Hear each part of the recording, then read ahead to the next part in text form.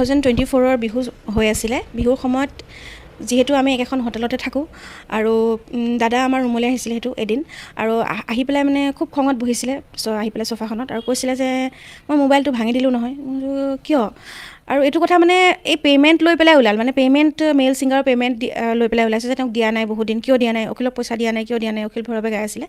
সেই তেতিয়া ওলাওঁতে তেতিয়া দাদাই কৈছিলে যে ইহঁতক মই কালি মোবাইলটো ভাঙি দিলোঁ কিয় ভাঙি দিলা বুলি সোধোতে তেতিয়া কৈছে কি পইচা 3 বছৰ হ'ল ইহঁতে মোক একো হিচাপ দিয়া নাই আৰু 5 কোটি টকা এটা মোৰ একাউণ্টত নাই এনেকৈ কৈছে মানে তেতিয়া মই কৈছোঁ তেতিয়া সিহঁতে কি বুলি কয় মই সুধিলোঁ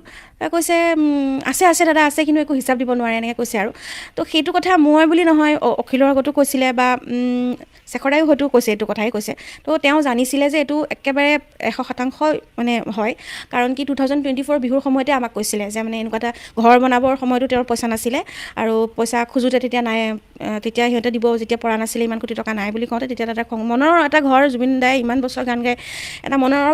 মনে ভাল লগা এটা ঘৰ বনাব বিচাৰিছিলে আৰু দাদাৰ ঘৰটো সদায় ইউনিকেই হ'ব তেওঁ সদায় বিচাৰিছিলে যে মোৰ ঘৰটো ইউনিক হ'ব আৰু সেইমতে ডিজাইনো কৰাইছিলে এজন নিজৰ